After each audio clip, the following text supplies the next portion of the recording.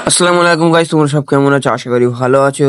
আর আজকে আমি প্রচুর খুশি, কারণ আজকে আমি বাড়ি যাচ্ছি। তাই বেশি দেরি না করে আমি আমার ফ্লাইটে উঠে পড়লাম। मारो मुझे मारो। আর আমি ফ্লাইট থেকে নেমে হাওড়া স্টেশনে অপেক্ষা করছি বন্দে ভারত এক্সপ্রেসের জন্য। আর কিছুক্ষণ লেট করার পর তারপর আমাদের বন্দে ভারত এক্সপ্রেস ট্রেন আসলো।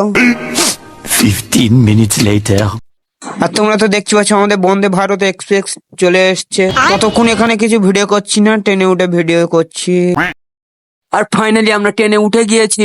আর ট্রেনে উঠে দেখি একটা দাদা ছোলা বিক্রি করছে, আর ওটাই দেখে আমার জিভে জল চলে। তাই বেশি দেরি না করে আমরাও ছোলা কিনে আমরাও খেতে লাগলাম। আর ওই ছোলাটা এতটাই পরিমাণে ঝাল ছিল, আমি ঝাল সহ্য করতে না পেরে আমি জল খেতে লাগলাম। আর ফাইনালি আমরা সূর্যপুর স্টেশনে নেমে গিয়েছি। দেখতে পাচ্ছ আজকের আমি খুবই এক্সাইটেড, কারণ আজকে আমি বাড়ি যাচ্ছি বলে কথা। তোমরা তো জানো সূর্যপুরের এই ব্রিজটা পার হতে হয়।